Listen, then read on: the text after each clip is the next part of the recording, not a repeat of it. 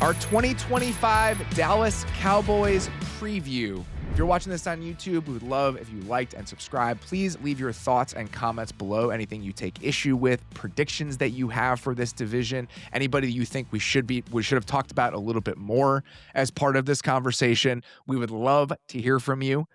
The Dallas Cowboys offseason in 60 seconds. Hired Brian Schottenheimer as their head coach. I just forgot that happened. Hired Matt Eberflus as their defensive coordinator. Hired Clayton Adams from the Cardinals as their offensive coordinator. Other notable hires, Nick Sorensen as the special teams coordinator. He was the defensive coordinator for the Niners last year, which is interesting. Ken Dorsey comes in as a pass game specialist. We'll talk about the offensive staff a little bit later. Micah Parsons currently holding in. Extended Osa Odigbuzu 4 years, $80 million, $39 million guaranteed. Acquired George Pickens from the Steelers for a third-round pick next year. Jake Ferguson back on a 4-year, $50 million deal with $28 million guaranteed. Kevontae Turpin back 3 years, $13.5 million, $5 million guaranteed. Small deals in free agency for Solomon Thomas, Dante Fowler Jr., Robert Jones, Javonte Williams. They also traded for Kenneth Murray and Kyer Elam. Everyone's cast-off first-round picks are now Dallas Cowboys. Lost DeMarcus Lawrence, Jordan Lewis, Brandon Cooks, Chauncey Golston, Rico Dowdle, and Cooper Rush in free agency. As far as the draft goes, Tyler Booker, guard overall, or 12th overall in the first round. Donovan Ezeraku, second round, 44th overall at the edge. Siobhan Ravel, cornerback, third round, 76th overall. Dave, what are you excited about watching with the 2025 Dallas Cowboys? Listen, there's a long list of malaise and things that are not exciting about the Dallas Cowboys, and we will get into that.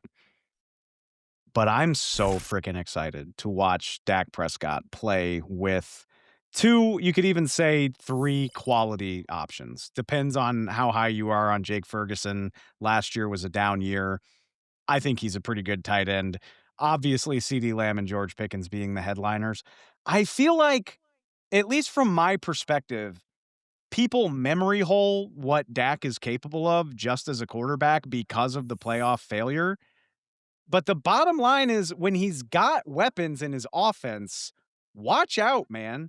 He was a 4,900-yard passer as far back as 2019. He came like a yard away from the single-season franchise record when he had Amari Cooper, Michael Gallup, Randall Cobb, and the oldest possible version of Jason Witten. Then in 2021, he goes 4,500 yards with Amari, CD, Cedric Wilson, injured Michael Gallup, and Dalton Schultz. And then obviously a couple years ago, he was second team All-Pro, 4,500 yards, 70% passing completions. And that was just with washed Brandon Cooks. That wasn't even with somebody of George Pickens' caliber. So top 5 receiver in CeeDee Lamb, a very, very exciting young receiver in George Pickens. Everything else about the Cowboys might be a dumpster fire right now, but this passing attack should be a hell of a lot of fun. I'm so excited to watch it. I mean, it's literally that simple for them, right? Like you have, like in 2023, again, when the receiving core was theoretically worse than it's going to be than it was this year. Like Dak was the MVP that year until like December 8th, basically. Like he for a majority of that year felt like he was going to win the MVP, and then Lamar kind of stole it towards the end. Everyone knows at this point. Important caveat about them playing the worst slate of opposing defenses in the NFL. That was a very generous interpretation of what happened, but I was just going to let it slide. That's fine. He was fortunate to play the slate that he played, but like I think he was the betting favorite for a majority of that season. Again, because like he was allowed to go play a lot of the worst teams. But he made the most advantage of it. Like Dak is a quarterback who, by virtue of being incredibly aggressive when it's good, man, it's good. And I think when you have a guy like CeeDee Lamb, who I think we all know he's good, but I think like we don't forget that he can be like the third best receiver in the league, but I really would not be shocked if he was again behind Jamar Chase and Justin Jefferson. Like if he put up, 1,600 yards and did something crazy, I don't think that would be off the table. George Pickens, I think, is a complicated player at times, but I think Dak is the perfect quarterback to unlock him because he will throw to him at any level in any window, and that is the exact type of thing that George Pickens does well. And then Ferguson's the same way. Ferguson doesn't really like run away from people all that much, but man, he can get up the seam and catch a contested ball, and that's all that Dak wants to throw anyway. So like their passing game, in terms of the players that they've collected around him, it's the first time Dak has had a good wide receiver 2 in years, and I'm pretty excited to see what that looks like again. You need a second receiver. You just In today's NFL, if it's you're going necessary. to be a real NFL offense, you need a second receiver. And it's this simple. And I was talking to people when I was in Oxnard for training camp just about this and how it changes the dynamics of the offense. This is not revolutionary. This is very simple thinking about football. If you're going to cloud CeeDee Lamb's side and you have a one-on-one matchup to the other side, do you have a player that can take advantage of that one-on-one matchup? And for all of the warts of George Pickens' game, and there are plenty of concerns to be had about the long-term health of George Pickens on your team based on how it went in Pittsburgh. If you throw him some one-on-one opportunities, fades, slants, anything where he's able to kind of use the physicality he's bringing to the table, he can win in those scenarios. He absolutely can. And so I think that having a true number 2 receiver where you can find a guy that if you're going to leave him one-on-one, you're going to pay for it relatively often. That is not something this team has been able to enjoy. And think about the other guys that you mentioned, Derrik. Think about how the Bengals offense is built. Think about how the Vikings offense is built. Those teams have number 2 receivers. Think about the way the Eagles are, the way the Dolphins are with Tyreek Hill. Any guy that has been like a consensus top 5 receiver in the league for the past couple seasons has had at least a serviceable number 2 receiver on his team, except for CeeDee Lamb. So not only does this make the offense better, there is a chance that this makes CeeDee Lamb better because of who he's getting to play with. And that's actually really important because CeeDee Lamb, I think we've talked about this maybe before, but like, I think it's really cool and admirable for what CeeDee Lamb has been able to become in terms of really becoming more of an outside player than he was early in his career. The best ball from CeeDee Lamb is him still working from the slot. Like, he is a uniquely explosive player from the slot. He has really, really good hands. He's very tough going over the middle of the field. Like, a lot of the slot, part of that is because he is built bigger than a lot of other guys who would normally work out of the slot, and he's just able to go up against linebackers, safeties, and take those hits. Like, he is just... When I envision CeeDee Lamb at his best, it's a lot of like how the Lions treat Amon-Ra St. Brown, except that CeeDee Lamb is also more explosive with the ball in his hands. Like that, it's like he's kind of a special player in that way. And so if by virtue of getting Pickens in there and then some of the other tertiary receivers just taking sacrificial snaps outside, we get more Lamb back in the slot, that's how he is like, goes up to be like a triple crown type of receiver again. The receiving group is better, but it's still mostly 2 guys and Jake Ferguson. The deepest area of this roster, and the thing that I am excited to watch, and with one big caveat, when Micah Parsons comes back, and Micah Parsons is going to be back, Micah Parsons is going to play. Micah Parsons is going to be on the Cowboys. They are going to figure this out in the same way that they always do. When you drop Micah Parsons back into this defense, the edge rushing group here is Micah Parsons, Donovan Ezeraku, who they drafted in the 2nd round and has reportedly had a very nice training camp. Marshawn Kneeland, who they drafted in the 2nd round last year, player that could potentially take a step. Sam Williams, who was, David, you can attest to this, was really, really exciting heading into last season before getting hurt and missing the entire year. And they now have Dante Fowler. I mean, this is a group that goes like 5 deep on the edge potentially for the Cowboys, and they're going to need it considering the state of their defensive tackle room, which we're going to talk about in a little bit. But if all of those guys become like something akin to the best version of themselves, I'm really looking forward to watching what this group can do coming off the edge. It's pretty wild how it's been a roller coaster for the edge rushers because they were so good when Dan Quinn was there. Obviously, they just let DeMarcus Lawrence leave this offseason, and it looked like it was taking a downturn. And you're like, ooh, edge rusher is a sneaky big need for this team. But first of all, as much as people rag on their free agency activities, and rightfully so, they refuse to ever spend money or try to improve the team. But getting Dante Fowler back for not a lot of money after a double-digit sack season, a guy that I never really thought they should have let leave for Washington in the first place, considering he's never signed a major contract. Like he's very nicely settling into that Leonard Floyd role where he's just like, yeah, who wants to pay me a few million to rush the passer this year? Like, that sounds great. So you get him back.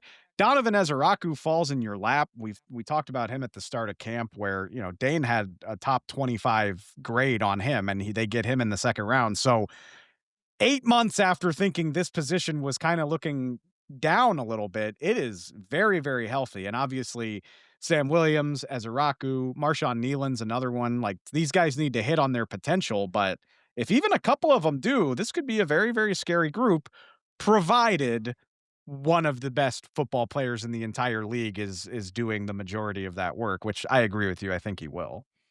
Yeah, like pie in the sky pass rush, right, is having what the Texans have, where you have Danielle Hunter and Will Anderson Jr., where you have two like all pro players. But realistically, the best way to get a good pass rush is you have one of those aces, like a Micah Parsons, and then you just fill out the depth with a bunch of these mid round picks and decent free agents. And Dallas has done a really, really good job of that. And the other thing, too, it's not just that they have all these bodies that can really help with making sure you always have waves of guys, but like Marshawn Kneeland is a pretty solid run defender. He's got some size to him. Donovan Ezaraku is not the biggest guy, but he's long and actually a pretty good run defender himself. So you've got all these pieces where, again, we'll talk about the defensive tackles capacity to defend the run, but at least on the edge, I think they actually have some decent guys to do that. The swing points for the 2025 Cowboys, the areas of the roster, just general areas, period, where this season could pivot. Derrik, what do you got for me? Where is this Dallas Cowboys season potentially going to swing? I think it's the young offensive line plus Clayton Adams. Like, I think that combination could really do a lot for them. Clayton Adams, I'm pretty excited about. You know, we've talked about a million times over the course of the season with what Arizona was doing with their run game last year. He was the offensive line coach in Arizona before getting this job. Yeah, and he was, you know, for as much as I think we're excited about Drew Petzing and stuff, like most of the cool stuff in Arizona was their run game. And so I'm really excited for what Adams is going to bring there. In part because Dallas's run game last year felt pretty bland and was truly one of the worst in the league. So that is certainly part of it. But then this young offensive line, I think, is easy to get excited about because of all the capital invested into it. But like outside of Tyler Smith, there's not that much like, okay, I know this guy is really good. Like Tyler Smith, sight unseen, very good player. Cooper Beebe, I think, was promising as a young center. I think he's still more in like the league average. You want to see him take a step. Tyler Booker, I think a promising first-round player, a dude who really has a lot of power to him, even if he's not the best athlete. You still don't know how a guy is going to play in his first year. And then Tyler Guyton, who showed some stuff as a rookie last year, but it was a lot of up and down. And then he's been not healthy, and we don't know when he's really going to come back and feel good. So there's some volatility here. It's just one of those things. If they can get to like their 80th percentile outcome for what that could look like, plus Clayton Adams bringing some stuff in, this could be a much different offense than I think we saw from them last year. I think it's going to take a little bit of time, especially with Tyler Guyton not having practice, for them to figure out what they want their identity to be on the ground.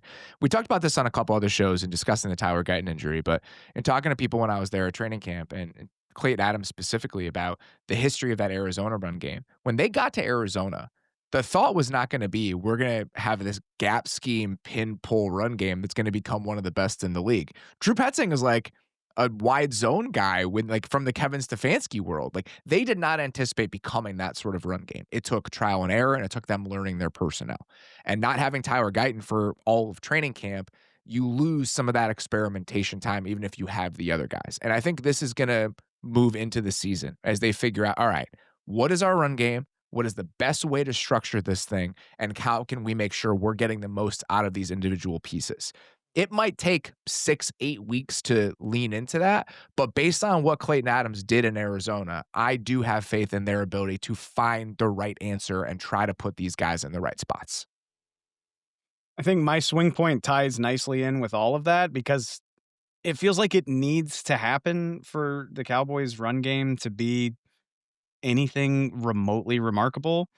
And it's a tough time of year to evaluate this stuff, right? Like training camp practices are not going to give you a great idea of the run game, and starters, especially for the Cowboys, starters don't get a ton of playing time in the preseason. But I haven't seen anything come out of Cowboys camp that gives me a lot of optimism that the Cowboys have enough in the running back room. And like, you know, the Tyler Booker pick could mitigate that. Clayton Adams could mitigate that. But you look at it as the season is on the horizon and you're like, are Javonte Williams and Miles Sanders and a couple of rookies, like, are they going to move the needle that much? Are both of those veterans even a lock to make the team? Like, does Miles Sanders make the final roster here? We haven't seen Jaden Blue. He had a bone bruise in practice. He hasn't played in the preseason. I think he's going to play in the preseason finale, which is nice. The 7th round pick, Phil Maffa, has had some nice moments in the preseason, but does any of that give you confidence? Like, it's easy to say, oh, somebody can run for 1,000 yards if the scheme and the offensive line are good enough, but is that actually true when you have the worst running back room in the NFL? Or am I wrong that it's not? Like, maybe it's not, but that's how I feel, 3 weeks out from the start of the season. you need the best offensive line in football, period, in order to do that. Right. Like that, you need like one of the best 3 or 4 lines in the league. You need to be like the 2016 Cowboys. And I know that team had Ezekiel Elliott, but I mean, Darren McFadden and DeMarco Murray were doing work before Ezekiel Elliott got there. DeAndre Swift got paid a lot of money because he was playing behind the Eagles' offensive line. So If did the Miles Cowboys- Sanders. Yes. And if those guys can, if that offensive line can be something close to one of the best offensive lines in the league, the running backs won't matter. I just have a lot of questions about whether that's going to be possible. Even in the best outcome, I think the Dallas Cowboys offensive line is like a top half of the league line, not one of the best 5 league lines in the NFL. Yeah, if they're going to be like a really, really good run game, they have to get some help from the backs. And it has to be Jaden Blue. I'd like Javonte Williams. Javonte Williams is coming out of a backfield that like let a bunch of their running backs go so that they could draft a running back and then sign another one in Denver. And then Miles Sanders, like, the Panthers kind of signed him to be the starter and then very quickly realized that was not going to be the case and just let Chuba Hubbard basically take over the job. So it really has to be Jaden Blue. And even the complication with that is like, one, you already mentioned that he's been a little bit banged up, so he's not probably getting as many reps as he wants, and I think that's going to be part of it. Also, he was a 5th-round pick, and also he's 195 pounds. Even if he's good, he's not going to be your 300 touches a season type of player. And so even in the case where Jaden Blue works out, you still need to get pretty good play out of Javonte Williams and Miles Sanders, which really has never happened from them outside of like truly ideal circumstances. All right, well, let's change the tone of this here. What's keeping you up at night, Derek, about the 2025 Dallas Cowboys? So a little bit the running back room, but to me, this might be the worst secondary in the NFL, and I am pretty worried about what that room looks like. Trevon Diggs, I don't think he's not going to be healthy for this season, so that is a big issue. We've not talked about this nearly enough. No, this is legitimately nearly like enough of a talking point. Blinking red lights caliber of bad. Because I've heard it and like seen a little bit, and I've tried to do some of it myself of like optimism of like Dallas can make the playoffs. Because you look at the offenses, like you can really start to sell yourself there. And you look at the secondary, man. Kaiir Elam is going to have to start at corner for them. The Bills, who have tried forever to try to get new corners in the building and new blood in the building at that spot, we're good with this experiment and we don't want to do this anymore. Probably Kamon Hall is going to start for them at the nickel, which that scares me a lot. And then their other outside corner is Deron Bland, who I know he caught a bunch of picks a couple of years ago, but he is an incredibly volatile player. And if he is one of your big time starting corners, that's an issue. And then their safety room is inoffensive. Like Donovan and Wilson and Malik Hooker have their moments. They're solid players, but that's a bigger problem when you don't have any good corners. And so I'm just really worried about what this unit's going to look like. We'll see what happens when either Diggs or Ravel come back from injury and how quickly they can solve some of those problems. But Dave, it doesn't seem like we have any sort of clarity on the timelines for either of those guys. And so I am genuinely worried about what this group is going to look like. The Cowboys do this frequently, and I think it ties back. You can find a million quotes where Jerry Jones is just an eternal optimist. Like, he is a glass half full kind of guy. And why wouldn't he be with all the success he's had in his life, I guess? But do you know how insane it sounds to just be like, yeah, well, Trayvon destroyed his knee in December, and the rookie we drafted in the 3rd round, who's never played in the NFL, that happened in September. So, they'll be back at some point in the fall, and we'll just plug them in, and it'll be good. And that will solve that problem. That, respectfully, is the way that, Madden players think about football. You would hear, a fan say that and be like, man, it's way more complicated than that. But this appears to be the strategy of the front office of the team. And it's crazy. And I mean, I know, Stephen Jones told reporters at training camp that they're aware that they have a cornerback issue, but this is the type of problem that needed to be fixed in the spring. And from the sounds of it, Kaiir Elam has played well at camp. I personally don't think that's enough. So maybe this is a situation where you try to do a roster cut down trade or something, but even still, trading for the last man out of somebody else's cornerback room is still not enough. This unit needed way more help. And it seems too late to do anything meaningful about it. I have heard good things about Zion Childress, the undrafted rookie that they have in their camp. So I don't know. Maybe they can cobble something together, but for my money, I think you're just banking on Micah Parsons and the pass rush being that good, which by the way, Micah Parsons hasn't had a camp. So it's all very weird and frustrating. If you're looking for an outside corner right now, the Indianapolis Colts just did this. They need an outside corner after losing Justin Wally. They just signed Xavier Howard, who did not play football in the NFL last year. That's the state of let's try to find an outside corner right now. There are plenty of teams trying to do it. The pool you're choosing from, you're not going to like it. Derrik, we talked about that during the training camp questions episode. I mean, if you want to do a reunion with Stephon Gilmore now that the hard part of camp is over, I'm not saying that's exciting, but it would be a hell of a lot better than what we're talking about right now. At this point, I would feel whatever degree comfortable more I can get with this unit. That's probably about as good as we're going to get. So they might as well. If the corners were the only issue with this defense personnel-wise, that would be one thing. What's keeping me up at night is the current state of the defensive tackle room for the Dallas Cowboys. Our guy John Machota, who covers the Cowboys for The Athletic, wrote this morning on August 19th that Mozzie Smith might not make the team. Oh my God. I mean...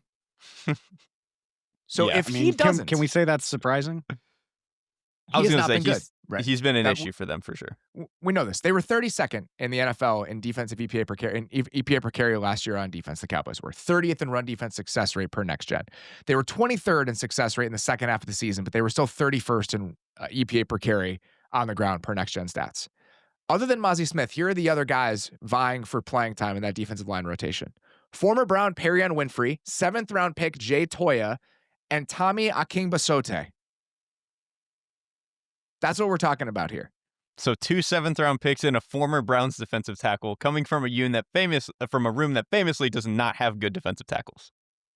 Is that bad? It's a concern. It's a huge concern. And that's why I think it was the exact right point to make, Derrik, where the offense, you can get there. If the offensive line gels and Tyler Guyton comes back, and this is like the 7th best offense in the league, and Pickens really thrives in that situation, you can get excited about that, but it's really hard to get there with the current state of the defense, even if Micah Parsons comes back, just because we have whole position groups where there are serious question marks here as we get to the eve of the season.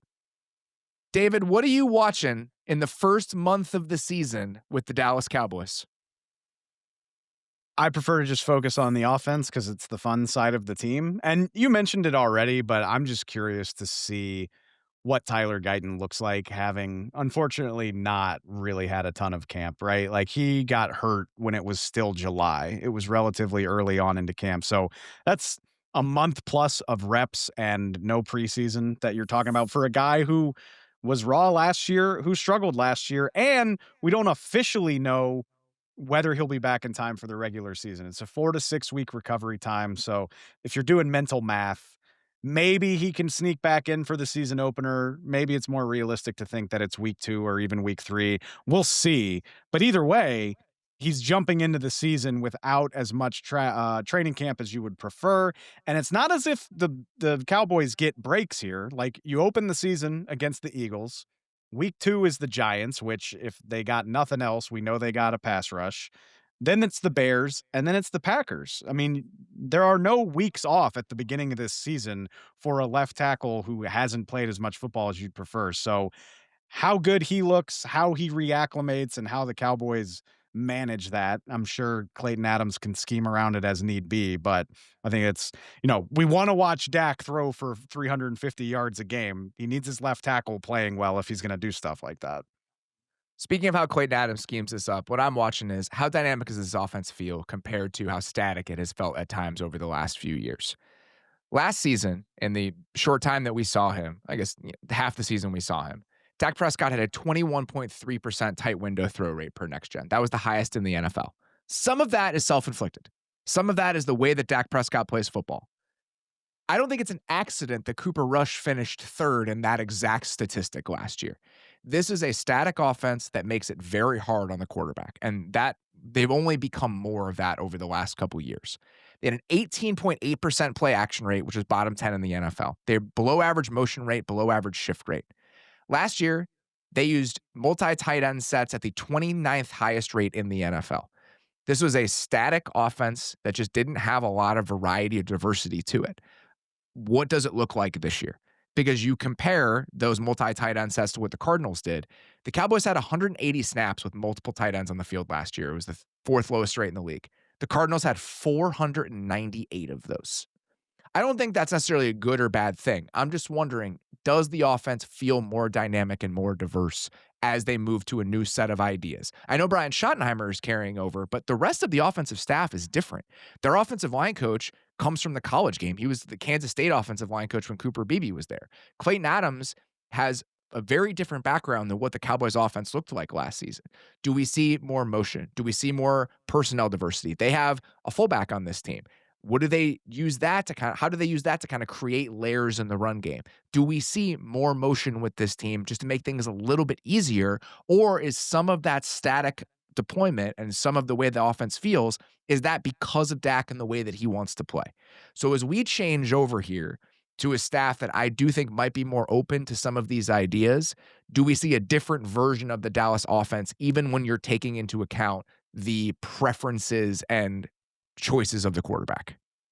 I think some of that is how like Dak likes to play, but sometimes you got to lead these guys away from like their worst stuff. Like Joe Burrow was the same way. Like Joe Burrow has some stuff where you had to force him to throw the middle of the field a little bit more, and they had to. I know that was a little bit different, but like sometimes you got to rein these guys back. It's honestly from what not that different, and it's actually really funny because the Bengals have kind of had to incept Joe Burrow into accepting these things.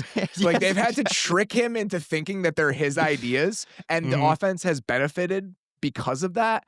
Can the Cowboys do the same thing? Can they get to a place where it's like, Dak, like we'd be better off if you were willing to do some of this stuff, and then you convince him it's in his best interest? I'll be curious to see where they land as part of that push and pull. Same. Yeah, if they can convince him like, hey man, when CeeDee Lamb has a running head start, he's going to be open more. Would you like that? What counts as a successful season for the Dallas Cowboys, Dave? Do you want the cynical answer or the sincere answer? Let's go sincere answer. The sincere answer is that the offense really is that good. Dak plays like the guy that we remember from a couple years ago. This is one of the best receiver duos in the league. And even with the offensive struggles, they fight their way to a winning record and maybe a playoff berth. If they're 9-8 and the first team out of the playoffs, or if they magically, sneak in as a wild card, I think that would be a successful season. I mean, if they somehow manage to win the division, throw the parade. But yeah, I think a winning record and potentially a playoff berth would be good. Derrik? I'm not saying this just because they brought in Clayton Adams, but like if you are what the Cardinals kind of were last year, where you are a frisky, like hovering around 500, pretty good shootout offense type of team. Sometimes you put up 35 on a team like they did against the Dolphins. Sometimes you just get your shit pushed in and like you just don't have a good game. But if like they, for the most part, are a frisky 8-9 win team, I think that's success for them. Yeah, I think wild card to me is like the best case scenario where like they are a really good offense, the defense is passable, and they manage to stumble into 10 wins and they get into the playoffs. That to me is success, but I don't think they need to make the playoffs to feel good about it. I think does the offense feel more dynamic, and do we get an offensive line that feels like a young emerging unit, and does that point to success moving forward with the Brian Schottenheimer regime? To me, that's success for this team. Thanks for watching the Athletic Football Show. Subscribe to the channel to keep up with us. Like and comment on this video, and we'll see you next time.